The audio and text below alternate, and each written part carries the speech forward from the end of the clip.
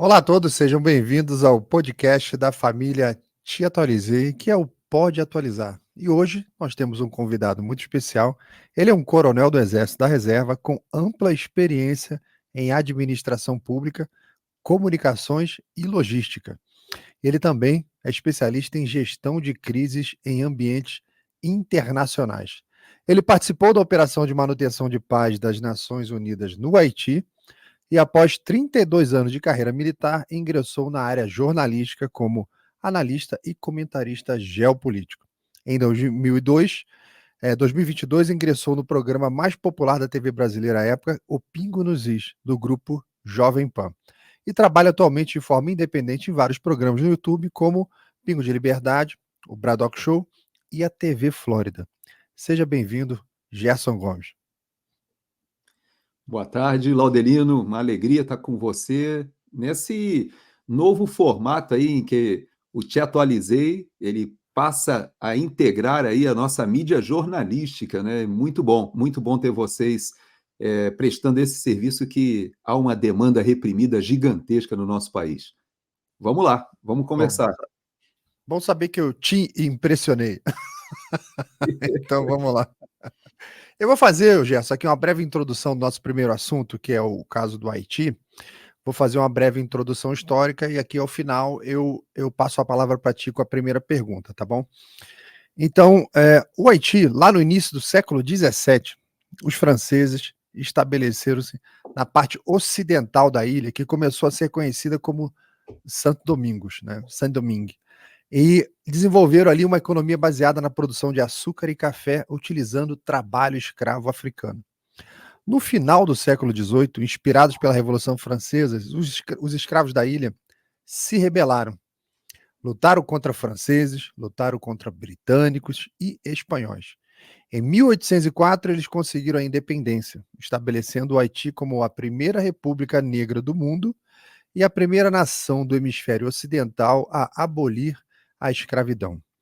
Depois de alguns períodos de instabilidades e revoltas, o país foi ocupado pelos Estados Unidos entre 1915 e 1935.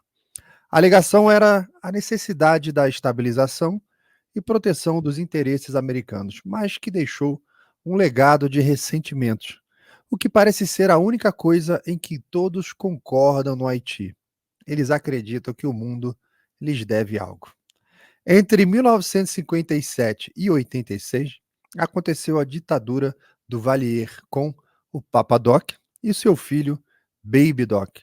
Com a queda do ditador, o país passou por alguns momentos de democracia, golpes e instabilidade política. Hoje, é um pequeno país do Caribe que divide seu território com a República Dominicana. A metade esquerda da ilha é o Haiti, e que mais uma vez viu suas estruturas sociais colapsadas, mergulhando novamente na barbárie. E a metade direita da ilha é a República Dominicana, estável e segura. Enfim, os haitianos, depois de mais de 2 séculos de independência e múltiplas ajudas internacionais, não conseguem estabilizar o país. E por isso, o assunto voltou à tona agora nessa semana, a partir dos relatos de que o crime se tornou maior do que o Estado. Não é a primeira vez que isso acontece por lá. E aqui é que eu começo a nossa entrevista perguntando: Gerson Gomes, por que o Brasil foi para o Haiti numa missão de paz em 2004? Pois é, então, nós temos várias explicações, né, para essa decisão que foi tomada. Nós estávamos em um governo do PT, era o primeiro governo Lula, e havia todo um planejamento das relações internacionais feita por um grupo ligado ali que nós podemos lembrar da época, né, tanto do Celso Amorim, que hoje não é mais o 01, né, vamos dizer, não é o nosso chanceler, mas na época ele fazia o papel oficial das relações exteriores no Brasil e tinha o Marco Aurélio Garcia, o Top Garcia, né, para o pessoal que lembra do acidente aéreo lá em São Paulo, que fazia o papel que hoje é o do Celso Amorim, né? Então, hoje nós temos o PT voltando a fazer o que na época era tradicional de ter um chanceler oficial e um outro fazendo as conexões com o Foro de São Paulo e defendendo os interesses de uma agenda que tinha todo um planejamento de transformar a América Latina, seja o Caribe, América Central e América do Sul, em uma nova área de influência socialista, reproduzindo alguma coisa que eles chamavam de uma nova União das Repúblicas Socialistas, mas não mais a soviética, que o Muro de Berlim, com a queda, todo aquele projeto marxista na América Latina ficou um pouco desamparado, eles criam o Foro de São Paulo. Então nós temos o Marco Aurélio Garcia fazendo essas conexões com a Farc, com os interesses do Foro de São Paulo, e nós tínhamos o Celso Amorim na política externa. E dentro dessa ideia, um dos objetivos permanentes, que era um objetivo, a bem da verdade, não só do PT, mas que era um objetivo nacional, era a cadeira, né, de um assento permanente no Conselho de Segurança das Nações Unidas. E a estratégia que foi traçada à época foi de estabelecer um certo protagonismo do Brasil entre o Sul global, né, que é um termo que se utiliza muito, os marxistas gostam dessa instrumentalização da ideia, né, de opressores, oprimidos, colonizadores, etc.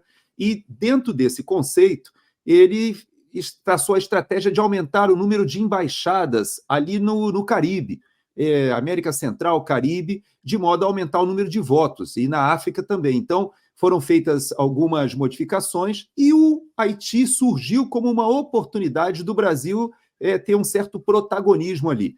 Houve resistência, a bem da verdade, se você olhar os países contribuintes com tropa, você vai ver que a Venezuela ela não contribuiu com tropa, porque na época o Chávez e os cubanos e Fidel Castro ainda estava com todo o seu protagonismo ainda vigente, né? Então ainda ditava, né, a estratégia ali para o Caribe, para a América Central e o norte da América do Sul, e a Venezuela não quis se engajar, por quê? Porque havia todo um ressentimento da presença dos Estados Unidos, e, em última análise, se eu pudesse resumir para você, era interpretado por essas forças mais marxistas históricas como o Brasil quebrar o galho dos Estados Unidos, ou seja, colocando tropas das Nações Unidas uma vez mais. Já tinha sido feito várias missões de paz tentando pacificar o Haiti, desde que você citou o Papa Doc, o Baby Doc, foi uma ditadura de 30 anos ali, mas, paradoxalmente, era uma ditadura que mantinha o Haiti sob, pelo menos, pacificado, se desenvolvendo, era uma referência de turismo, mas quando sai essa ditadura aí, entre o Jean-Bertrand Aristide, nós tivemos várias missões, os Estados Unidos ameaçando invadir, e a ONU montando essas operações, e quando surge a MINUSTAH, que já foi talvez a terceira ou quarta tentativa de pacificar aquela situação deteriorada que aconteceu depois dos períodos de ditadura, houve a presença muito da influência marxista, socialista, assim como na Nicarágua, é mais ou menos o que aconteceu no Haiti nesse período, e aí a MINUSTAH surgiu. O Brasil aceitou, eu creio até que o Lula, na época, ele não imaginava que o Exército e as Forças Armadas teriam um protagonismo tão grande, mas ele vislumbrou a oportunidade de projetar aquilo que a gente chama na geopolítica de soft power do Brasil. E foi o que aconteceu. Quem lembra daquele início da missão 2004 ali, vai lembrar que uma das providências foi justamente levar a seleção brasileira, campeã, né, para uma partida de futebol lá em Porto Príncipe contra a seleção haitiana. Isso parou todos os conflitos no país, realmente eles são loucos por futebol, e essa conexão de tropas brasileiras com todos os países da América do Sul, com exceção da Venezuela, né? E com exceção também das 3 Guianas ali, mas eu me refiro à América Espanhola, com exceção da Venezuela, que não contribuiu com tropa. Nós tivemos praticamente todos esses países juntos com o Brasil e mais. Tínhamos Sri Lanka, Coreia do Sul, vários países, inclusive de Guatemala também, da América Central, mas vários países da Ásia, e os Estados Unidos também na área de inteligência, e Canadá na área de polícia, ou seja, foi uma operação grande e que a ONU tentou uma vez mais algo que ela tentou várias vezes e não tinha conseguido. E, por incrível que pareça, eu posso te dizer, porque eu vivi esse período lá, foi muito bem sucedida até o terremoto. Então, se eu pudesse resumir para você, nós entramos no Haiti porque o PT entendeu que era uma boa oportunidade de projeção de poder, particularmente ali naquela região onde havia uma estratégia, né, de aumento da influência brasileira. Eu tenho aqui, Gerson, a lista dos países que participaram lá, né? Argentina, Benin, Bolívia, Brasil, Canadá, Chile, Croácia, República Dominicana, Equador, Espanha, França, Guatemala, Indonésia, Jordânia, México, Nepal, Paraguai, Peru, Filipinas, Sri Lanka, Estados Unidos e Uruguai. Isso aí dá a dimensão, né, do que foi exatamente essa força. Mas conta pra gente o que foi que vocês encontraram quando vocês chegaram lá. Uma coisa é a gente falar sobre a operação, né? E outra coisa é quando você chega lá e bota o pé na realidade. Você bota o pé no país. Como é que estava o país? O que que o Brasil encontrou quando chegou lá? Então, a situação era realmente caótica, muito similar ao que está acontecendo hoje no Haiti. Inclusive, muitas pessoas estabelecem um paralelo, né, entre os dias de hoje e o que nós encontramos quando a tropa brasileira chega. E, inclusive, o próprio general Heleno, ele esteve, se eu não me engano, no primeiro contingente, que foi o contingente que pegou a situação realmente caótica no que diz respeito à segurança. Por quê? Parte da capital, Porto Príncipe, grande parte, estava dominada por essas gangues. Essas gangues, elas tinham ex-policiais, ex-militares,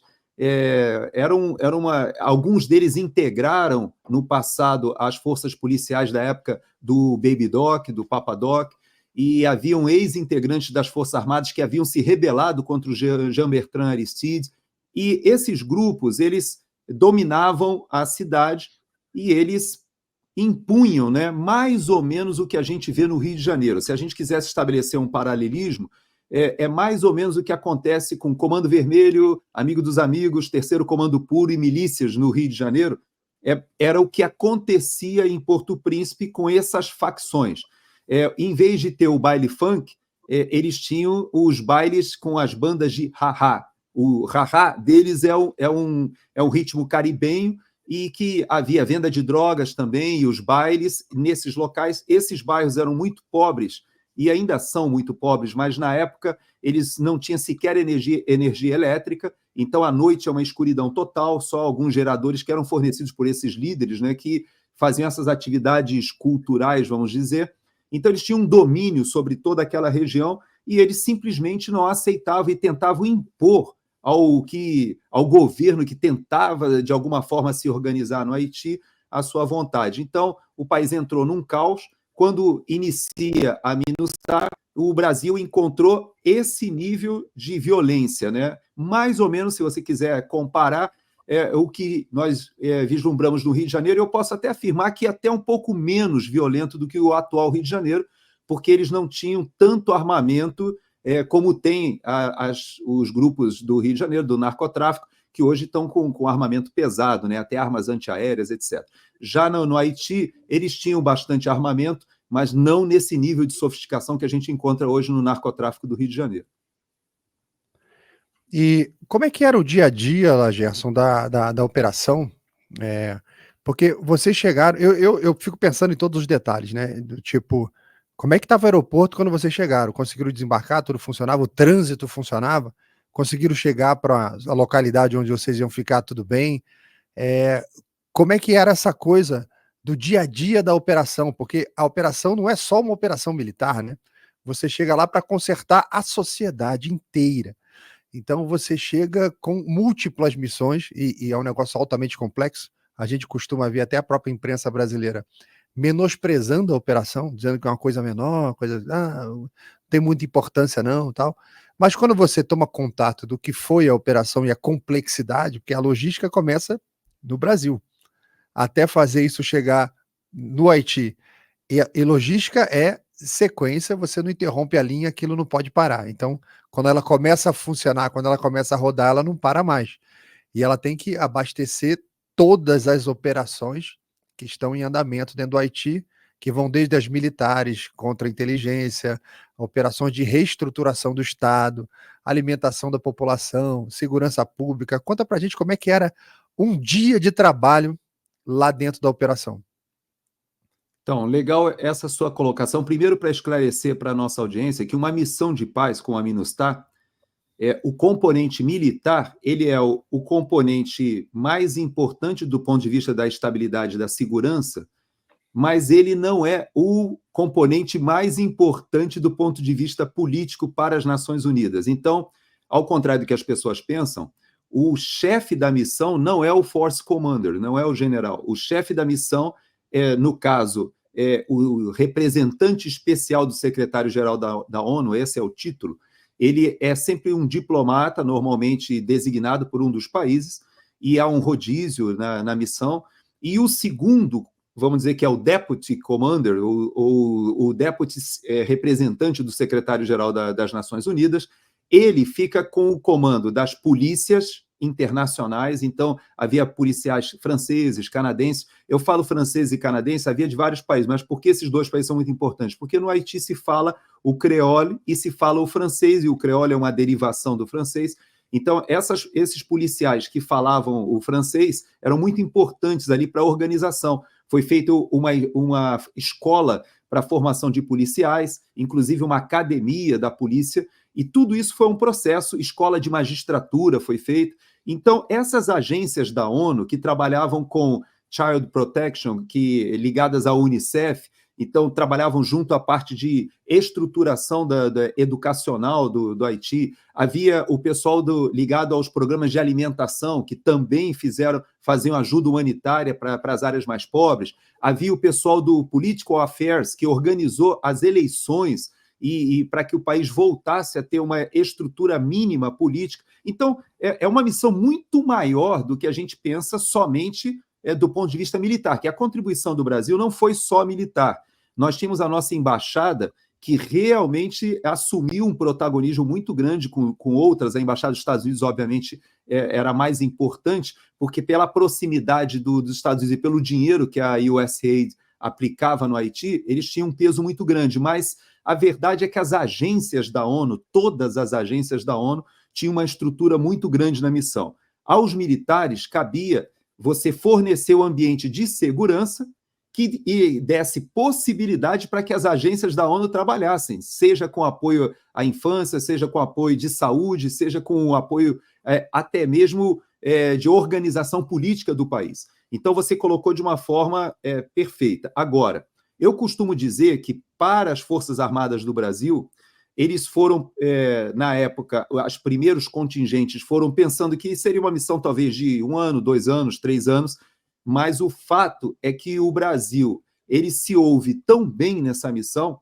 que ele foi exigido que o Brasil não só aportasse mais tropas, como assumisse o comando da missão de maneira permanente. É até uma curiosidade que pouca gente sabe, a única missão das Nações Unidas que teve o Force Commander de um único país durante toda a sua existência, ou seja, durante quase 13 anos de MINUSTAH, sempre houve um general brasileiro ao comando. Isso não é comum, por quê? Porque qual é a tradição das Nações Unidas? Há um rodízio entre os países. Você citou aí um monte de países.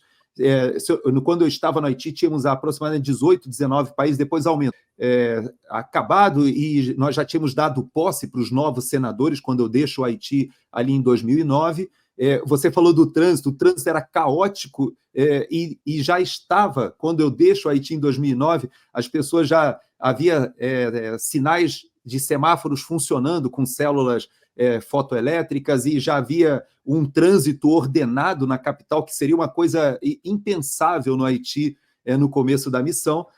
As ruas estavam, como alguns bairros do Rio de Janeiro, com várias barricadas, você não conseguia passar. Ao término da missão, quando eu deixei o Haiti em 2009, o trânsito estava fluindo, você tinha a capital realmente funcionando com muita pujança e muita alegria, a universidade, os prédios dos ministérios, tudo isso estava funcionando muito bem, e a eleição presidencial marcada para o ano seguinte, os senadores já tinham sido empossados, até uma referência triste, até porque 70% dos senadores, 75% dos senadores, para eles era o primeiro emprego formal que eles teriam, depois de serem eleitos senadores. Então você vê que era um país saindo de uma situação caótica, realmente, mas o fato é que foi feita uma reunião no Canadá, em 2009, quando eu deixo a missão, com 10 países que aportaram recursos. Eu me lembro que a Fundação Clinton, muito dinheiro colocado, e o pessoal, assim, com uma esperança grande de ver o Haiti finalmente saindo daquela situação, e eles garantiram recursos para um programa de desenvolvimento estratégico de 10 anos. Então, assim eu deixei o Haiti em 2009, com a sociedade organizada, instituições funcionando, os juizados, eles lá chamam de juiz de paz. Então, esses juizados formados pela Escola de Magistratura que a ONU proporcionou. Então, foi uma missão muito bem sucedida. A pacificação que o Brasil, vamos dizer assim, impôs no início, porque é importante a gente dizer que a maioria das missões elas são feitas no capítulo 6º da Carta das Nações Unidas. Então, você faz uma manutenção da paz, mas se a situação vai ficando muito difícil, você retrai. Já o capítulo 7 é o que a gente chama de peace enforcement, é a imposição da paz. E o Brasil foi para o Haiti nessa carta com o capítulo 7º. Então, no começo, realmente, houve combate, no começo foi necessário realmente dominar aquelas áreas mais complexas ali de Cité Soleil, particularmente, que é uma favela muito conhecida e muito violenta, e as tropas brasileiras ali, de fato, conseguiram eliminar toda aquela liderança dessas gangues e retirar dessas áreas a influência de liderança. Eu vou te dar um exemplo de uma das estratégias que foi feita. Eu me lembro que foi impositivamente alugada uma casa que a gente chamava de Casa Azul, porque ela era pintada de azul, e era uma casa alta, era a casa mais alta daquela região em Cité Soleil, e que era a casa da mulher do principal traficante ali, do líder da gangue. E o Exército Brasileiro identificou aquela casa, que ela tinha um comandamento, e tinha uma projeção, né, sobre a moral ali daquela gangue. Então, o que a ONU fez? Ela impôs o aluguel daquela casa, e nós colocamos uma base ali, havia um pelotão 24/7 durante todo o período de permanência da MINUSTAH ali, ou seja, para a comunidade, a mensagem foi passada o seguinte: poxa, se nem a mulher do principal líder aqui conseguiu evitar, e esses brasileiros eles não vão sair, porque eles pensavam que ia ser como as outras missões, que o pessoal fazia patrulha durante o dia e ia embora de noite, ou fazia uma patrulha em alguns horários e ia embora. E não, nós botamos uma companhia inteira para morar dentro de Cité Soleil, e nessa casa em especial havia um pelotão que ficava 24/7 lá. Então, essa experiência foi uma experiência que depois, inclusive, derivou para o Brasil alguma experiência ali no alemão, na formação das UPPs, que é um assunto que a gente pode conversar depois, mas o fato é que no Haiti deu certo essa ideia da tropa brasileira entrar, expulsar as gangues ali, não permitir mais que houvesse troca de tiros, inclusive com as tropas brasileiras. Isso era inadmissível, eles sabiam disso. Foi utilizado muita sabedoria e ação de inteligência, de forças especiais, de modo que nós tínhamos uma pacificação inicialmente imposta, e depois essa pacificação foi realmente espraiada ali para toda a capital, e aí todo esse processo que eu falei para você acabou desaguando num país realmente organizado, politicamente, economicamente, o turismo já retomado, hotéis funcionando, Labadie, que é uma área que, inclusive, hoje param cruzeiros, toda essa área foi totalmente pacificada. Porém, veio o terremoto, que aí foi a segunda vez que me levou ao Haiti, e que tudo isso que a gente fez quase que foi embora, né? Daqui a pouco a gente entra no assunto do terremoto, né? Porque ele é muito relevante dentro desse contexto. A minha pergunta agora é relativa a quais eram os tipos de crimes que o Exército encontrou lá, qual era o mais predominante, o mais difícil, como é que ele se combate do dia a dia, né? E aproveita você emenda, fala um pouco da cultura, da sociedade haitiana, religião, como é que era esta sociedade que vocês encontraram, mesmo que colapsada, você consegue ainda manter, algumas coisas ainda são mantidas, né? Mesmo no colapso, isso é a cultura. O que vocês encontraram lá de cultura haitiana? Então, esse é um assunto interessante também, porque o Exército Brasileiro e as forças brasileiras, não só do Exército, que havia também força da Marinha e da Força Aérea, mas particularmente o soldado brasileiro que estava nas ruas, ele era muito bem preparado no Brasil. Nós fizemos o seguinte, né? Isso teve um impacto muito grande para as Forças Armadas. A cada 6 meses, nós mandávamos um contingente para lá, e esse contingente ele passava meses de preparação antes de ir ao Haiti para justamente entender a cultura que você está citando. E, realmente, o haitiano ele ficou tão impressionado com as tropas brasileiras porque era uma liderança diferente do que eles tinham da história em relação aos americanos. Como você falou na introdução do programa, havia um ressentimento muito grande em relação aos Estados Unidos. E o Brasil tinha essa questão do futebol, tinha a questão da nossa cultura, que eles nos enxergavam como um país miscigenado, e a tropa que foi para lá, seja do Nordeste, do Norte do país, nós levamos, a cada 6 meses, nós escolhíamos um comando militar diário, ou seja, uma região do país, para aportar tropas. Então, permitiu-se, durante esses 10, 13 anos quase, permitiu-se que todas as unidades do Brasil inteiro fossem enviadas ao Haiti em algum momento. E a população percebia isso, porque percebia o soldado negro, o soldado moreno, e isso facilitou, apesar do idioma, a gente fazia um treinamento com a tropa nas palavras básicas, né, e sobre as questões da cultura.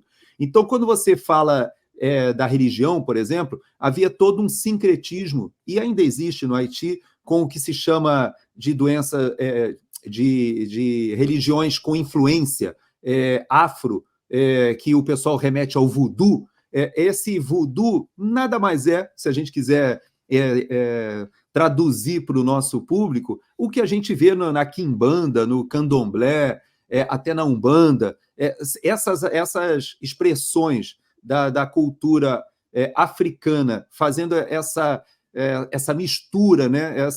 essa maneira de que a gente vê a Igreja Católica, né? As mães de santo lavando as escadarias das igrejas ali em Salvador. Então, esse sincretismo ele também existe no Haiti. Então, basicamente, é uma população que olhava as tropas brasileiras e se identificava. Eles achavam, inclusive, que nós éramos o irmão mais velho que deu certo. Essa era uma definição. Havia uma grande admiração pelo futebol, e você percebe que quando vai terminando a missão e o Brasil vai deixando a MINUSTAH, nós tivemos a imigração de haitianos para o Brasil, que a gente nunca tinha experimentado, e hoje nós temos até uma população ainda grande haitiana, já foi maior, porque eles depois saíram do Brasil com a situação se deteriorando e foram para outros países, inclusive aqui para os Estados Unidos. Mas, no início, eles iam para a República Dominicana, pegavam um voo normalmente para a Venezuela, e dali eles iam para a Colômbia, Peru, e entravam no Brasil pelo Acre. É uma coisa estranha, né? Por que eles não pegavam o avião e vinham para o Rio de Janeiro? Porque eles não tinham autorização, eles não tinham visto. Os que conseguiam visto vinham de avião para São Paulo, Rio, mas os que não conseguiam visto, que entravam pela fronteira sem visto, eles faziam esse caminho. E por que o Brasil? Como é que eles resolveram fazer essa viagem tão grande? Porque eles viam no Brasil um país amistoso, culturalmente com várias identificações pela questão africana, embora eles não sejam um país muito miscigenado, pelo contrário.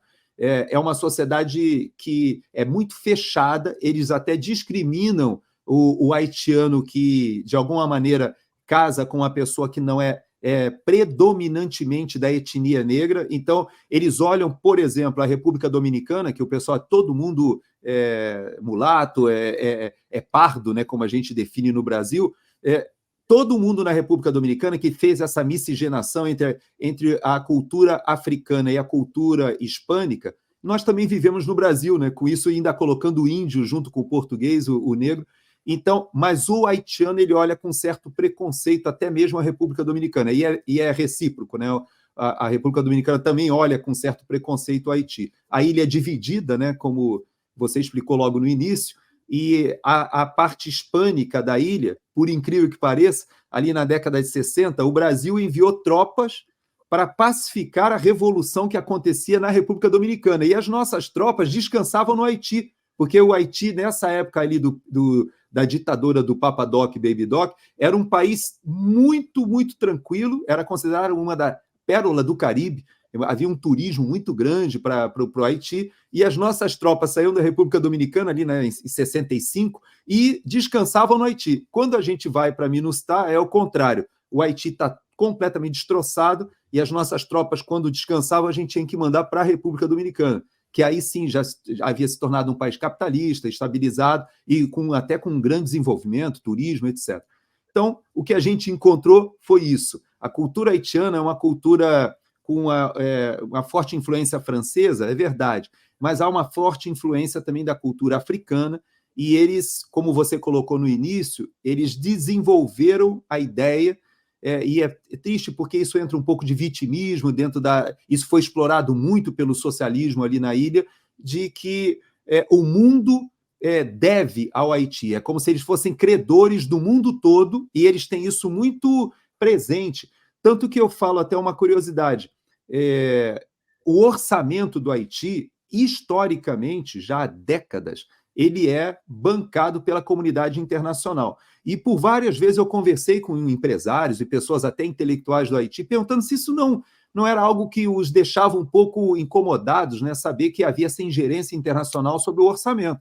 E eles me diziam, olha, não é uma coisa que nos preocupa. Inclusive, nós tentamos organizar a aduana, né, na fronteira com a República Dominicana, no porto, e você percebia que eles não tinham essa necessidade de gerar recursos e de ter uma estrutura fiscal muito robusta, porque eles já estavam acostumados a receber o aporte internacional que custeava a parte de polícia, a parte até de funcionamento do estamento orgânico de governo. Então, tudo isso era tradicionalmente custeado pela comunidade internacional. Isso foi ruim, por um lado, porque desenvolveu na população a ideia de que eles eram credores do que a comunidade internacional deveria dar a eles por uma questão histórica, né, de uma dívida histórica. Isso não é bom até para o próprio desenvolvimento da nação, mas é mais ou menos esse resumo que eu posso te dizer. Uma população que hoje já tem na diáspora mais gente morando fora do Haiti do que no Haiti, é muito semelhante à situação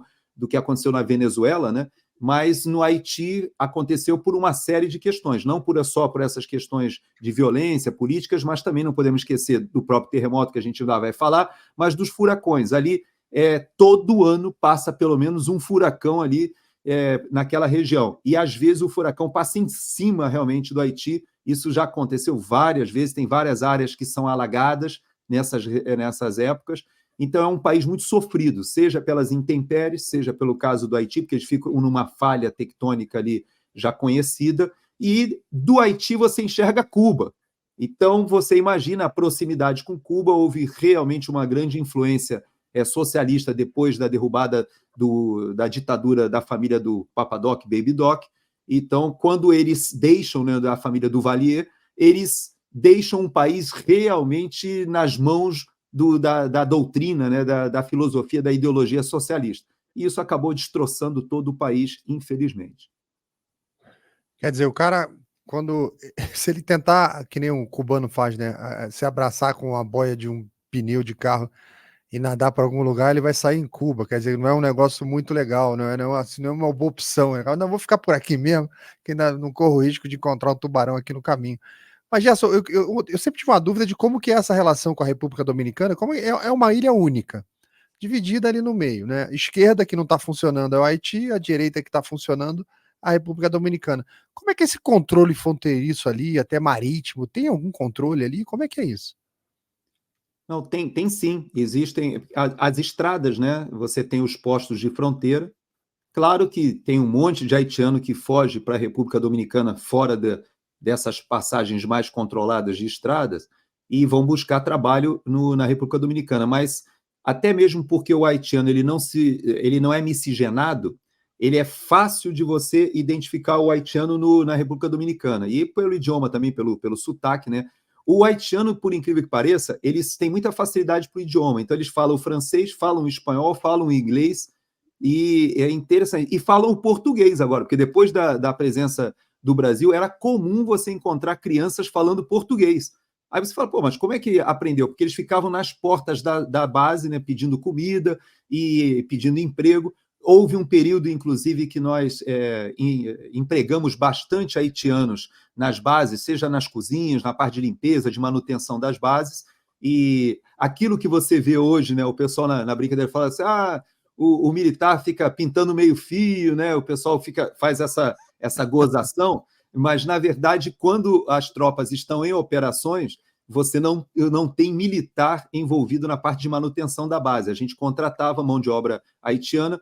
Então, essas famílias que orbitavam em volta do trabalho nas bases, e a base brasileira ela foi uma base que, por tradição nossa, isso é feito nos quartéis, você sabe muito bem disso, os comandantes, a gente, quando comanda uma unidade, a gente sempre quer entregar para o sucessor uma unidade melhor.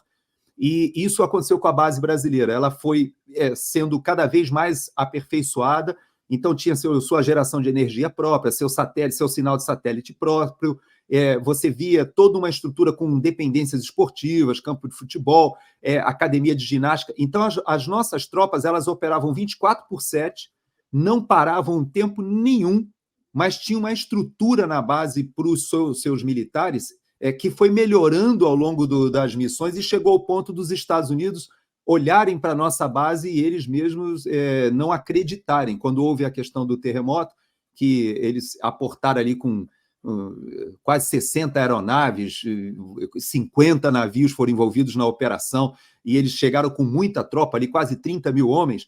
Quando eles chegavam na base do Brasil, eles olhavam assim e falavam assim, nossa, essa é uma estrutura que nem os Estados Unidos conseguiu fazer, muitas vezes no Afeganistão, no Oriente Médio, porque foi uma coisa construída ao longo de vários anos, né? Então, a Marinha fez muitas viagens, né, de apoio logístico, que você levava viaturas, equipamentos, mas também foi feita muita obra ali, muita contratação de mão de obra haitiana. Então, o haitiano ele tinha uma relação muito próxima com a gente. Então, essa controle de fronteira que você fala, tanto marítimo quanto terrestre, ele era feito somente pela República Dominicana. Porém, durante a minha estada lá, uma das coisas que eu vi acontecer foi a organização de uma polícia marítima haitiana e também da própria polícia haitiana de fronteira, que fazia o controle. A gente tentou ali estruturar uma aduana, mas, na verdade, até hoje, a preocupação maior é da República Dominicana de não se deixar invadir por levas e levas de imigrantes ilegais, que, obviamente, vão procurar fugir dessa situação caótica e vão procurar refúgio ali na República Dominicana. Mas tem sim, um controle de fronteira existe. Quando você chegou lá, Gerson, como é que era a produção de comida no Haiti? Eles são autossustentáveis, eles conseguem fazer a sua própria produção de comida, eles dependem de importações. Como é que é essa questão alimentar no Haiti? Quando você chegou? Então vou botar tempos diferentes. Quando você chegou e quando você saiu? Como eu falei, eu peguei o 10º contingente e quando eu cheguei na missão, eu já peguei a situação inicial que foi feita pelos primeiros contingentes da parte de guerrilha, realmente, porque eles enfrentaram uma guerrilha urbana. Quando eu chego, essa situação já estava bem mais reduzida. Nós tínhamos uma área do Sri Lanka que ainda havia bastante combate, mas na área brasileira nós realmente pacificamos, que era a pior área, né, que era a área de Cité Soleil. Mas o que acontecia? Havia uma insegurança alimentar muito grande quando você toca nesse ponto, não porque o Haiti não tenha capacidade de produzir o seu alimento, porque eles têm terras férteis em alguns locais, e algumas áreas, inclusive, com boas produções. Mas o problema é justamente a desorganização da economia. Então, no que diz respeito, por exemplo, a matas, tudo foi destruído, porque pela falta de infraestrutura de energia elétrica, eles usavam a madeira. Então, você não tinha gás, então eles usavam a madeira para cozinhar. Então, o carvão, feito o carvão vegetal da madeira, então acabou com todas as florestas do Haiti. Então, você vai à República Dominicana, na mesma ilha, lá você encontra árvores. Do lado haitiano, você vai perceber que existem regiões inteiras que estão praticamente sem nenhum tipo de vegetação, porque essa vegetação foi queimada por falta de infraestrutura. Então, eles não tinham... Todo o petróleo eles recebiam, né, as próprias usinas de geração de energia elétrica eram movidas a óleo, e com o colapso dessa estrutura econômica, o país foi jogado numa situação que até mesmo a economia de produção de alimentos, etc., era muito difícil. Eles têm feiras livres, muito parecidas com as do Brasil, e nessas feiras você percebe que aparece de tudo, de frutas, de vegetais, banana, tem muita coisa que é haitiana mesmo. Eles têm a própria pesca, né? Porque há um litoral ali que tem uma produção pesqueira muito boa, mas tudo isso foi desorganizado. Infelizmente, durante aquele período antes da MINUSTAH, nós vimos que os hotéis tinham sido fechados, havia um clube med, inclusive, que eu cheguei a visitar, mas que ele estava completamente deteriorado, né? Nos anos áureos, né, aquilo ali era tudo muito bem ocupado, e a própria população haitiana ela produzia a alimentação para eles e para toda a estrutura de turismo. Mas, infelizmente, isso foi se deteriorando. Mas, quando nós deixamos a missão, a gente já viu, com a pacificação do país, essa produção agrícola retornando. Havia vários programas, inclusive programas brasileiros, até você acabou me lembrando agora, havia um programa de castanha de caju. Então, várias plantações de caju foram feitas com auxílio da Embrapa, que levou não somente a capacitação de processamento de uma indústria de beneficiamento da castanha de caju. Então, essa foi uma iniciativa que eu me lembro, mas o governo brasileiro participou de várias dessas iniciativas de tentar transformar a produção agrícola deles numa atividade um pouco mais estruturada, comercialmente falando, até para que eles pudessem suprir a população e até mesmo pensar em algum tipo de comercialização de exportação. Então, condições eles tinham, mas a desorganização, quando você não tem segurança, isso gera uma desorganização política, isso acaba tendo uma influência sobre a economia. E também, obviamente, né, havia toda aquela questão da pressão um pouco socialista, que acabou também oprimindo muito a produção, o empreendedor, né, em algumas regiões do país. Então, aquele modelo do outro lado, que você via Cuba ali do outro lado, ele tinha um certo fetiche, né, sobre algumas pessoas ali na década de 60, 70. Isso teve muita influência depois na década de 90, na briga que houve política dentro do país, e até hoje eles estão nessa dúvida, se eles querem uma opção no caos que vá para o socialismo, ou se eles querem de volta uma estabilidade, que foi mais ou menos o que a gente proporcionou ali naqueles anos, que lhes permita fazer a exploração do turismo como indústria e conseguir se inserir ali junto com a aproximação dos Estados Unidos, como fazem as Bahamas, por exemplo. Eles olham muito para as Bahamas, Laudelino, como o referencial benchmarking de desejo deles. Eles gostariam de ser uma comunidade negra, que eles se orgulham, né? Eles se ufanam realmente dessa questão étnica, por isso eles não têm essa miscigenação, mas eles gostariam de ter uma indústria de turismo e um país alegre que pudesse ser visitado. Eles têm uma arte muito, muito exuberante, então é conhecida aqui na Flórida, inclusive tem galerias de arte só da cultura e da arte haitiana, e a comunidade haitiana aqui na Flórida é gigantesca atualmente, porque eles se refugiaram dessas levas, né, de instabilidade, e agora essa mais recente, que nós estamos até agora com um líder, né, dessas gangues, que o apelido dele é barbecue, churrasco, porque ele literalmente faz aquilo que também fizeram com o Elias, que o Elias Maluco fez lá, né, com o jornalista, do que a gente chama de micro-ondas no Brasil, né, com aqueles pneus queimando as pessoas. É mais ou menos o que acontece no Haiti, dele queimar os opositores, e ainda há um grupo, inclusive, que diz, né, ou tenta vender essa ideia para assustar a população, de que são canibais, porque, na verdade, eles queimam os adversários e comem parte do corpo do adversário, seja da facção, ou seja até da polícia, ameaçando a polícia e tomando. Eles fizeram agora, soltaram 4.000 presos, eu não sei se você chegou a acompanhar, mas essa parte do que aconteceu agora remete muito ao que a gente encontrou lá também. Prender todo mundo e proporcionar uma justiça que consiga ser exercida de modo que o haitiano reconheça a legitimidade, foi uma das coisas que nós conseguimos deixar ali naqueles anos, pelo menos até 2009, quando eu deixo a missão. Pois é, aí você deixa a missão, cerca de 6 meses depois vem a notícia de que o país sofreu um terremoto sem... Não tem nada similar, pelo menos na quantidade de mortos, do que aconteceu no Haiti. Como é que foi? Porque você sai e deixa um país organizado, as coisas caminhadas, né, o exército trabalhando, os outros países, todo mundo trabalhando, e de repente vem um cataclisma desse, do terremoto gigantesco, matando 250.000 pessoas em segundos. Como é que foi a chegada da notícia e a reação do Brasil a isso? Então, esse é um capítulo que é muito importante as pessoas entenderem, né? Eu vejo que, eu não sei se por causa do 31 de março, viu, Laudelino, eu te confesso, que a aproximação do 31 de março, eu já vejo aí movimentações feitas aí na mídia, no mainstream jornalístico, que, né, episodicamente, todo ano no 31 de março faz aquela operação em cima da história das Forças Armadas dos governos militares. Eu vejo já muita crítica sendo feita às Forças Armadas no Haiti, exatamente porque eles olham para a situação hoje e dizem o seguinte: o Exército foi para lá e não adiantou nada, a situação hoje é a mesma coisa, ou seja, nós perdemos tudo que nós colocamos lá. É importante entender o papel do terremoto, para que as pessoas compreendam realmente. Para quando eu saio do Haiti em 2009, para vocês terem uma ideia, havia todo um planejamento de desmobilização das Forças Armadas.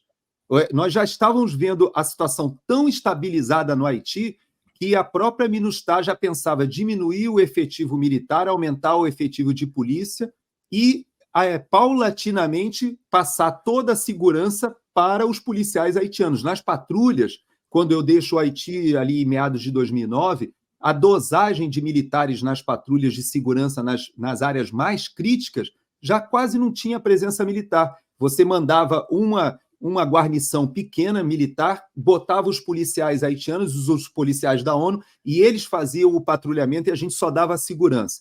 Então você percebe que, quando há o terremoto, tudo isso se desfez. Só para você ter uma ideia, dos 16 ministérios, prédios dos ministérios, 14 colapsaram totalmente. 40% de todo o funcionalismo público morreu no terremoto. O Palácio Presidencial foi destruído, aeroporto destruído, porto destruído da capital. Houve não só essas 250 mil mortes, mas havia, nos primeiros momentos, milhares de pessoas que estavam presas nos escombros. E como essas áreas todas que foram destruídas deixaram as pessoas sem casa, sem moradia, elas começaram a se ajuntar nas praças, em locais públicos. Então, nós tínhamos, no início, 1 milhão de pessoas que imediatamente ficaram desabrigadas, e esse número foi crescendo, chegou a 2 milhões de pessoas morando em que a gente chamava de IDP, que é Internal Displacement People Camps, que é uma forma de entender aqueles campos de refugiados que a gente vê quando saem das guerras. Na Síria, a gente vê, é bastante comum. Seria mais ou menos o que a gente vê na Operação Acolhida, ali em Roraima, ali em Pacaraima, que você organiza aqueles acampamentos que as Nações Unidas já têm para refugiados, existe toda uma expertise. Nós tivemos que fazer isso de maneira improvisada e depois fazendo de uma forma mais organizada, porque eram milhões de pessoas desabrigadas. Então, o terremoto vitimou 18 militares brasileiros, e entre esses militares que faleceram no terremoto, havia o staff mais próximo do Force Commander, do general Floriano Peixoto. Então, o coronel Emílio, o major Adolfo, a secretária dele, que era uma guatemalteca, eu me lembro, é Patrícia, se eu não me engano, Pilar, e todo esse staff que estava no prédio morreu. Havia uma reunião que estava sendo feita para decidir sobre a dosagem dos policiais da China. Então, havia generais da China participando dessa reunião que morreram também. E morreu nesse terremoto o 01 da missão, que era um tunisiano chamado Hed Anabi, e morreu o 02 da missão, que era o responsável por todas as agências da ONU, inclusive pela polícia da ONU, e que era, coincidentemente, um brasileiro. Chamava-se Antônio da Costa, se eu não me engano, Antônio Carlos da Costa, se eu não me engano. E esse brasileiro, ele era alguém tão influente, era um staff da ONU tão reconhecido, que ele estava sendo cotado para ser o futuro secretário-geral da ONU, para você ver o peso que tinha essa missão. E o terceiro na hierarquia era o general Floriano Peixoto, que estava em Miami nesse dia. Ele estava de folga e tinha encontrado a esposa em Miami. E o segundo na missão, que era um general chileno, ele havia recebido a esposa no Haiti. A tropa brasileira não podia receber nenhum familiar no Haiti, embora a situação tivesse muito estabilizada, os hotéis funcionando, mas não podia. Nós éramos proibidos de ter qualquer possibilidade de ter folga dentro do Haiti. A nossa folga era sempre fora do Haiti, ou na República Dominicana, ou no caso da Flórida, para alguns conseguiam ir à Flórida, porque é 2 horas de voo, você está ali na Flórida, mas normalmente ou é a República Dominicana ou Miami, ali, Fort Lauderdale. Então, ele estava em Miami, quando tem o terremoto, ele é avisado, ele pega uma aeronave, vai para Guantánamo, de Guantánamo ele pega um helicóptero e vai para a capital, e quando ele chega, totalmente destruída aquela situação. Eu estava no Rio de Janeiro fazendo o curso de Política, Estratégia e Alta Administração, que é o último curso que a gente faz na carreira antes de concorrer ao generalato. E eu estava nesse curso, tinha voltado do Haiti 6 meses antes, e como o Emílio, que era o coronel assistente dele, morreu, e o seu ajudante de ordens morreu também, ele ligou para o Brasil dizendo, olha, eu tive que assumir toda a missão, a parte política, toda a parte das agências da ONU, a parte de segurança, a parte das polícias e as Forças Armadas. Tudo ficou a comando do general Floriano. Então, era impossível ele trabalhar sem um staff. O subcomandante dele buscando a esposa nos escombros do hotel, que era o general chileno. O chefe de Estado-Maior dele, o Chief of Staff, era um canadense, estava com parte do seu staff ainda nos escombros, resgatando corpos e tirando gente dali. Então, ele ligou para o Brasil e, na época, eles falaram, bom, temos que achar um coronel. Me encontraram no Rio de Janeiro já com a mudança feita, ou seja, eu não estava em trânsito. Eu fui contactado na terça-feira, o terremoto foi na segunda. Na quarta-feira, eles me avisaram que o general havia pedido que eu retornasse ao Haiti, até porque eu tinha tido uma experiência recente no Haiti, e eu sou fluente em espanhol e inglês. E ele selecionou um outro coronel, que é o Aversa, que era fluente também em francês, só que o Aversa não podia se deslocar imediatamente. Então, eu fui logo, eu cheguei na quinta-feira de noite, então o terremoto foi na segunda, eu já cheguei. E quando eu chego no aeroporto, tudo destruído na cidade, aquilo que eu tinha visto, tudo organizado, havia colapsado. E o que me chamou bastante a atenção foi o fato de que eu encontrei toda a tropa e todo mundo de máscara. E isso a gente hoje sabe o que é por causa da pandemia, mas antes da pandemia a gente nunca via ninguém usando máscara, tropa usando máscara. O que é isso? E aí eu fui, logo no que eu cheguei no aeroporto, o sargento que me recebeu, ele me entregou uma máscara e falou, coronel, é impossível a gente transitar na cidade por causa do odor dos corpos em decomposição. Havia milhares de pessoas que estavam mortas nos escombros. Então, o grande desafio que a gente teve foi fazer esse gerenciamento da crise logo no início, não só a questão de alimentação, de água, que foi tudo colapsado, de energia elétrica, mas, sobretudo, de tirar essas pessoas mortas dos escombros e sepultar os 250 mil mortos ali, não tinha onde sepultar. Então, foi um processo muito complexo, esse gerenciamento de crise. Eu pensei que eu ia ficar um mês só e ia voltar para fazer o curso. E, no entanto, eu cheguei ali logo depois do terremoto, dia 10 de janeiro, eu cheguei já no dia 14 de janeiro e imediatamente me engajei na missão e só saí de lá 10 meses depois. Ou seja, ainda enfrentamos um furacão, ainda enfrentamos crise de cólera. Então, foi um período, posso dizer que foi o maior desafio que eu tive na minha carreira inteira, foi o gerenciamento daquela crise e trabalhar com o general Floriano Peixoto. Foi muito difícil. E depois com o general Paul Cruz, que sucedeu o general Floriano Peixoto, que ainda permaneceu na missão, e ainda nós pegamos ainda um furacão e a própria crise do cólera que acometeu o país logo depois do terremoto. Então, foi um período que eu posso dizer bastante difícil. Você vê tudo aquilo que foi construindo durante anos da MINUSTAH ser destruído em 30 segundos, né? Eu dei uma passada no nome dos generais que comandaram a missão lá, e tem alguns que são conhecidos, como você já citou, o Heleno, o Santos Cruz, o Ramos passou por lá também, Pujol, o próprio Ajax passou por lá também, que são nomes assim mais conhecidos do brasileiro. O próprio Tarcísio passou pelo Haiti também, né? Agora é governador de São Paulo. Eu lembro de ter visto alguma coisa nesse sentido. Então, depois disso tudo, Gerson, a gente sabe que foi uma operação extremamente complexa, uma operação que, como você está dizendo, os números são enormes. Você, quando vai reconstruir um país, isso é uma tarefa complicadíssima, né? E você ainda lidando com as catástrofes, com as tragédias, com a fome, com a logística, distribuição de comida, tudo ao mesmo tempo. E você ainda lidava, eu lembro aqui no Brasil, a gente tinha o nosso inimigo interno, que era parte desses blogueiros de esquerda aí que se chamam de imprensa, metendo pau na operação. Que o Brasil não devia estar lá, metendo cacete na operação. Aí depois que o Brasil saiu, a MINUSTAH reduziu, como você falou, e alguns problemas começaram a aparecer, esses mesmos blogueiros metendo pau na operação. Não, mas eles foram embora e não fizeram o que tinha que fazer. Não, peraí, vocês reclamou que ele estava lá, agora está reclamando que ele saiu de lá? Pô, não estou entendendo. Essa é a coerência da imprensa, né?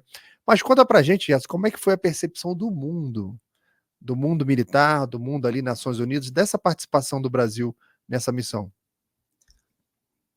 Eu posso separar, né? Essa parte até o terremoto, o Brasil era tido como talvez uma das melhores referências do que seria uma missão de paz bem-sucedida. Eu até falo sobre isso.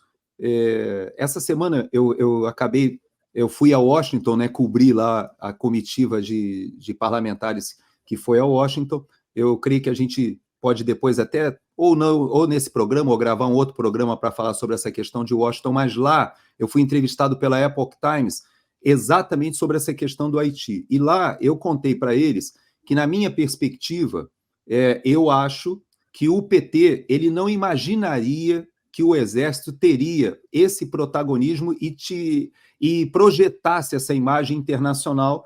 E quando eu falo Exército, obviamente a Força Aérea e a Marinha, principalmente no terremoto. O que aconteceu? Nós estávamos nos preparando para diminuir o efetivo, tem o terremoto, as Nações Unidas autorizam um acréscimo de 3.500, 2.000 militares, mais 1.500 policiais, e o Brasil foi novamente o protagonista, porque nós mandamos um outro batalhão, dobramos o efetivo de mais 1.000 homens e colocamos uma companhia de engenharia que nós já tínhamos lá, que era uma companhia de engenharia, já que era a única detentora de uma usina de asfalto. Então, a nossa cabeça até o terremoto era desenvolvimento do país já. Já nem era tanto a estabilidade de segurança que já tinha sido obtida. Mas quando tem o terremoto, nós solicitamos mais 2 companhias. Então, chega uma companhia de engenharia do Japão, outra da Coreia do Sul, e a própria companhia de engenharia brasileira teve que voltar os seus esforços para a remoção de escombros. E era uma atividade hercúlea, porque eram toneladas e toneladas de escombros. E nós tivemos que enfrentar aquele desafio, recebemos também um hospital de campanha da Força Aérea, que foi fantástico. O Brasil ele mandou um efetivo de tropa que fez frente ao presídio que colapsou, então nós tínhamos 4.000 presos ali que, apesar de terem sido soltos, como as tropas da MINUSTAH, elas tinham o controle da situação. Os Estados Unidos eles mandaram quase 20.000 homens para ajudar na parte logística de hospital. Eles colocaram um navio-hospital que tinha 1.000 leitos. O Brasil colocou o hospital de campanha da FAB e foram feitas mais ou menos umas 4.000 amputações, para você ter ideia, de pessoas removidas dos escombros com os membros completamente destruídos. E vacinações, todo um trabalho que foi feito pelo Brasil nesse período, que foi reconhecido pela comunidade internacional. E eu posso te dizer que aqui nos Estados Unidos, até hoje, eles ficam impressionados por causa de um aspecto, que eu não sei se você chegou a ler sobre isso. O haitiano ele tinha uma rejeição à ideia de ter tropa americana de novo no território. Mas com aquele colapso, por exemplo, o aeroporto, em condições normais, como eu deixei o Haiti, eu deixei num voo regular. Eu fiz um voo, eu não me engano se era American Airlines, porque quando eu deixei o Haiti, o aeroporto estava funcionando normalmente, mas fazia 14 voos diários, entre comerciais e de passageiros. Veja que quando eu chego no Haiti de novo, a Força Aérea, na verdade, o Comando Sul, ele colocou o controle do espaço aéreo com a torre de controle destruída, o aeroporto destruído, e eles estavam fazendo 140 pousos e decolagens de ajuda humanitária, 24 horas funcionando. E quando eu deixei o Haiti, só funcionava de dia. Então, a presença americana foi muito importante, mas para você conseguir conciliar tropas que tinham mandato da ONU e tropas dos Estados Unidos, chegou muita tropa também da Itália, da Espanha, mas os Estados Unidos, obviamente, pela proximidade, foi o grande esforço ali. Como é que fazia para você coordenar isso todo mundo se eles não estavam a comando do general brasileiro? O que foi possível fazer só aconteceu porque houve também uma coincidência histórica, e que você veja como são importantes essas missões conjuntas, essas operações conjuntas. O Force Commander, o general Floriano, era amigo do general Kim, que era um general de divisão, que era o subcomandante do Comando Sul. e ele estava no Haiti, visitando o Haiti no dia do terremoto. Então, quando tem o terremoto, ele já aciona as tropas do Comando Sul para socorrer, eles vão ao aeroporto, fazem essa operação, o porto estava completamente destruído, não havia como desembarcar pelo porto inicialmente, então era o aeroporto ou vir pela República Dominicana. Então, foi feito todo esse esforço logístico pelos americanos, mas a segurança quem forneceu foi a MINUSTAH. Por quê? Porque o governo do Haiti não permitia que tropas americanas estivessem armadas dentro do território haitiano, com o receio de, se tivesse algum entreveiro e um americano matasse um haitiano, ele não tinha o mandato da ONU. Então, isso foi ajustado, conseguimos fazer essa operação conjunta, porque os dois generais eram muito amigos. Então, não havia aquela disputa, aquele ciúme, né? A imprensa logo colocou os helicópteros americanos, né, dizendo que os Estados Unidos estavam invadindo novamente o Haiti. E aí o general Kim fez questão de esclarecer que não, eles estavam fazendo só ajuda humanitária, foi a maior operação de ajuda humanitária de toda a história dos Estados Unidos, maior em números e em tempo, que ficaram quase 5 meses. Mas não tiveram nenhum atrito, porque a parte de segurança era feita pela MINUSTAH. Por isso que o Brasil mandou um outro batalhão e dobrou o efetivo, e nós tínhamos toda essa estrutura de hospital de campanha, de companhia de engenharia. Então, toda essa coordenação de reconstrução do país no pós-terremoto teve o protagonismo do Brasil. Então, se nós desempenhamos a parte de estabilização, na parte de segurança, que proporcionou às agências da ONU entregarem um país arrumadinho ali até o final de 2009, com eleições do Senado já feitas, eleições presidenciais já marcadas, quando eu vou ao Haiti em 2010 para o gerenciamento da crise do terremoto, o que nós tivemos que fazer foi reconstruir, recomeçar do zero toda a parte de infraestrutura. E foi muito difícil, até hoje o Haiti não se recuperou 100% disso, e infelizmente, quando a MINUSTAH vai diminuindo o seu efetivo nos anos subsequentes e passa tudo à administração civil, seja das companhias de engenharia, de reconstrução, todo o esforço internacional que aportou recursos, infelizmente se instalou no Haiti aquilo que a gente conhece no Brasil, na Amazônia. Um monte de ONGs, um monte de organizações internacionais colocando dinheiro no Haiti, mas da seguinte forma, 90% do recurso fica na atividade meio e só 10% do recurso chega lá na ponta da linha. Essa realidade que a gente vê daquele monte de ONGs na Amazônia é o que acontece no Haiti. Todo mundo quer estar na ajuda humanitária do Haiti.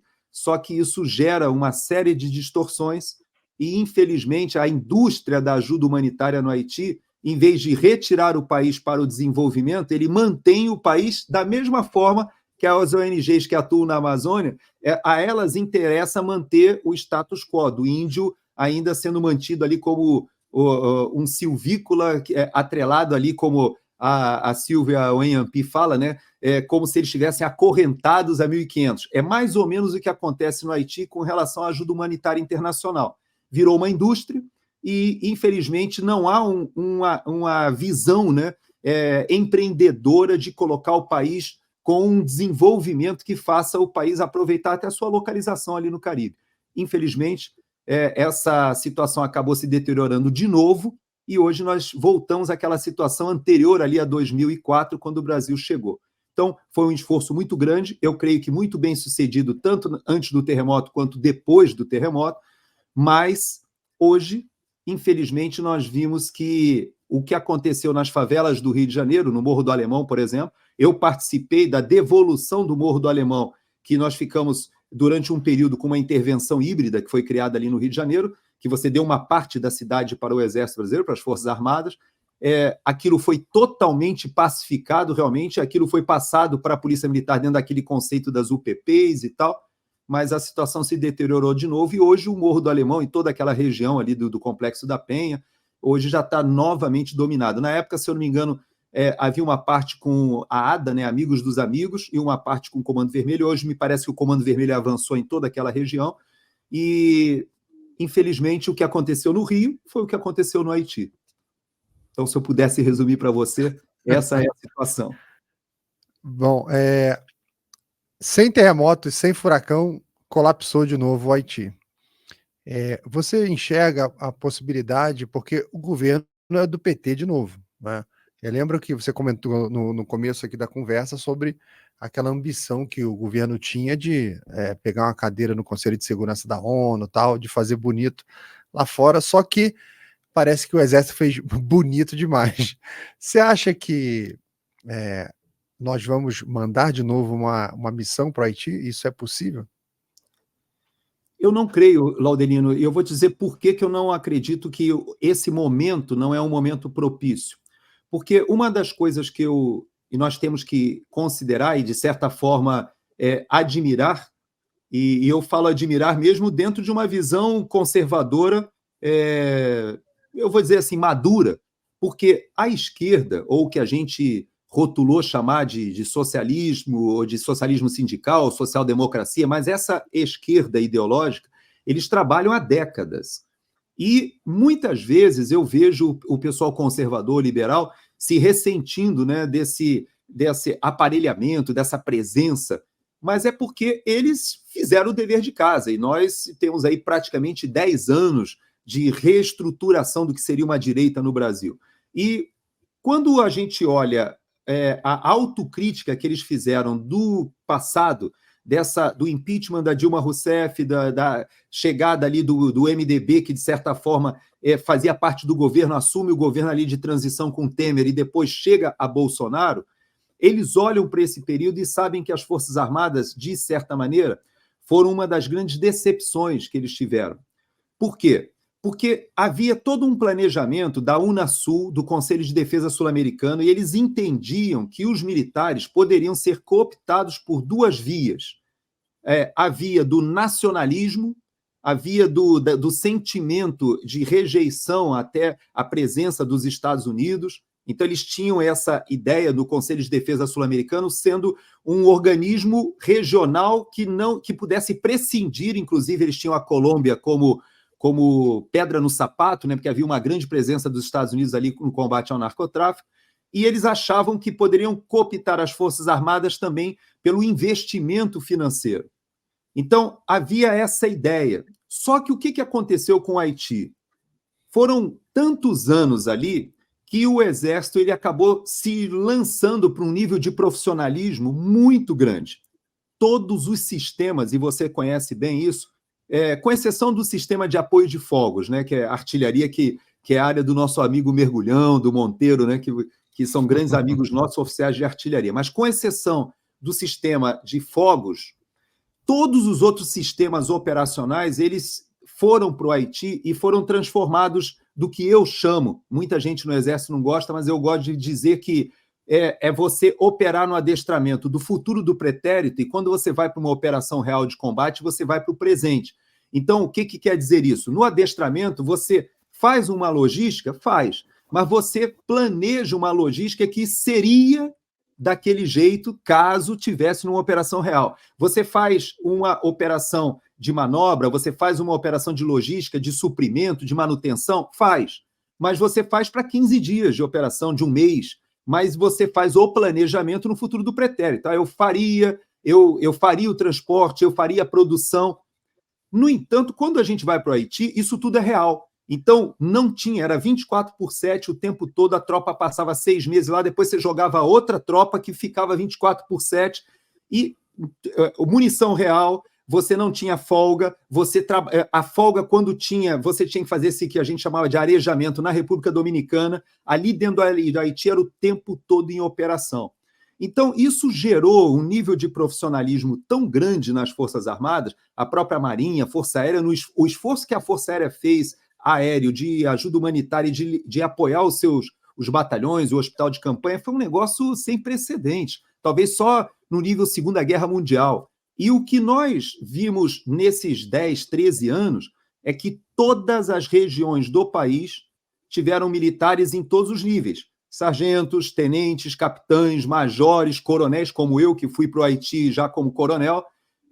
Todos esses esforços geraram uma mentalidade, uma doutrina altamente profissional. E o que isso é ruim para um governo que faz um planejamento, como você faz essa provocação do próprio PT, se mandaria o exército de novo para o Haiti?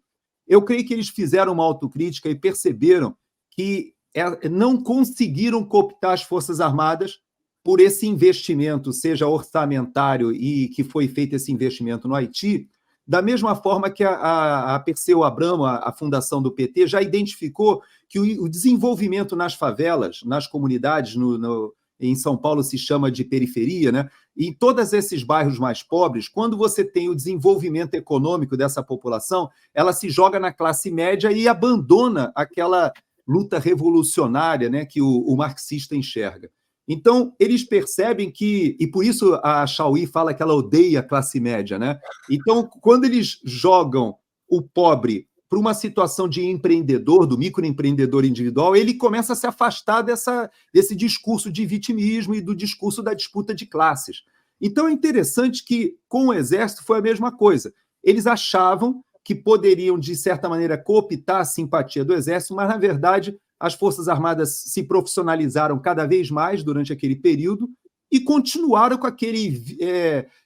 eu chamo de DNA, né? É como se fosse um anticorpo que existe contra a doutrina socialista e a doutrina marxista, que é trazida desde os governos militares. Isso é uma coisa que o PT não conseguiu resolver. Agora eles tentam, de alguma maneira, desestabilizar, né, essa presença política que acabou sendo feita ali durante o governo Bolsonaro, e nós estamos vivendo nesse momento, né, com Alexandre de Moraes liberando, né, os depoimentos dos generais, tentando criar aquele clima, né, de um contra o outro, né, traidores e tal. E quando você percebe, há todo um esforço de desmoralização das Forças Armadas que estão acontecendo agora, que não me parece que seria convergente com a ideia de você impulsionar novamente uma missão no Haiti. Me parece que o PT não está nessa fase. Eu acho que ele está numa fase agora de tentar, ao máximo, afastar as Forças Armadas de qualquer protagonismo, e, inclusive em relação ao mainstream jornalístico, né, que estava sempre presente no Haiti, você viu sempre uma cobertura muito grande das atividades profissionais. Então, interessa hoje aos operadores psicológicos, eu costumo colocar dessa maneira, que a gente fomente tanto uma direita que rejeite as Forças Armadas, que eram aqueles saudosistas, né, do período dos governos militares. Então, você vê nas redes sociais melancias, traidores, só pinta meio fio, aquela coisa toda. E a esquerda, tradicionalmente, que hostiliza, né, as Forças Armadas desde o processo de redemocratização, de certa forma, se uniram todos, né, contra as Forças Armadas nesse momento. Então, é um período complexo que vai ser passado. Na geopolítica, a gente percebe que é pendular esse movimento, né? Você vê o Mercosul, eu gosto de usar o Mercosul como exemplo. No primeiro governo do PT, primeiro, segundo, terceiro ali, nós tínhamos o Mercosul totalmente vermelho, né? Totalmente, não vermelho aqui dos Estados Unidos do republicano, né? Mas o vermelho aí da América do Sul. Ou seja, nós tínhamos o Mujica, nós tínhamos o Lugo no Paraguai, Mujica no Uruguai, tínhamos o Kirchner na Argentina e o Lula no Brasil. Hoje o Lula volta ao governo e o que nós temos? Nós temos um Mercosul totalmente de direita. Nós temos o Lacalle Pou no Uruguai, que é de direita. O Paraguai reelegeu agora um presidente de direita e temos o presidente da Argentina simplesmente expulsando todo aquele movimento ainda que tem... A gente pode remeter, né, ao movimento trabalhista ainda de Perón, e que tinha nos Kirchner, né, os seus grandes representantes, e agora você tem um Milei, que é um anarcocapitalista, um libertário, né? Então você percebe que as coisas mudam. E eu creio que o próprio PT hoje, ao PT não interessaria esse tipo de... Eu não gosto dessa expressão, mas como a esquerda fala, de um empoderamento das Forças Armadas com uma nova missão no Haiti. Eles sabem que se as Forças Armadas foram para lá, essa situação será revertida, haverá pacificação novamente, e haverá um nível de empreendimento profissional, como aconteceu da primeira vez, que reverte essa imagem desgastada que a eles, na minha opinião, interessa no momento. Gerson, obrigado pela sua participação aqui, obrigado pela entrevista. Eu acho que é um momento muito oportuno para a gente falar de Haiti, né, porque a coisa colapsou lá de novo e vamos acabar vendo um monte de analista aí na televisão falando um monte de besteira, de coisa que não sabe, né? Então, por isso que a gente correu e falou, vamos trazer alguém que foi testemunha do que aconteceu lá, alguém que trabalhou lá dentro e pode falar com mais propriedade do que aconteceu. E é isso que a gente está fazendo aqui hoje. Obrigado, Gerson, obrigado pelo seu tempo, obrigado pela sua entrevista, obrigado pelo seu conhecimento e a experiência compartilhada aí conosco, com a família Te Atualizei, aí de tão relevante que foi para o Brasil, que como você disse, né, várias gerações de oficiais que passaram por lá e carregaram com eles essa experiência do Haiti. Obrigado, Gerson. Não, eu que te agradeço, Laudelino, e parabéns uma vez mais pelo programa, e deixo para a nossa audiência essa reflexão. A instituição militar, a instituição das Forças Armadas, elas são extremamente importantes para justamente nos proporcionarem uma estabilidade institucional e serviram durante muito tempo, e os próprios ideólogos da esquerda no Brasil sabem disso, elas servem como um certo freio, né? Muita gente olha para a Venezuela e eu vejo muita gente se precipitando, achando que as Forças Armadas brasileiras desempenharão no Brasil o mesmo papel que as Forças Armadas que, infelizmente, na Venezuela se transformou numa narcoditadura, o papel que as Forças Armadas lá fizeram. E eu ouso afirmar que não é por aí. Cuidado para que a gente não faça o papel ou não se deixe utilizar por aqueles que operam o mainstream jornalístico, querendo que esse desgaste retire da frente uma das instituições que, junto com a igreja, junto com o movimento cristão, são instituições que freiam essa volúpia, né, do poder e essa vontade de um projeto socialista para o Brasil. Então, deixo essa mensagem final e obrigado uma vez mais, Laudelino, e parabéns. Manda um abraço para a Bárbara, por favor. Tá, joia. Obrigado, Gerson. Obrigado, família Te Atualizei. A gente se encontra aí no próximo programa, no Pode Atualizar. Até a próxima, pessoal.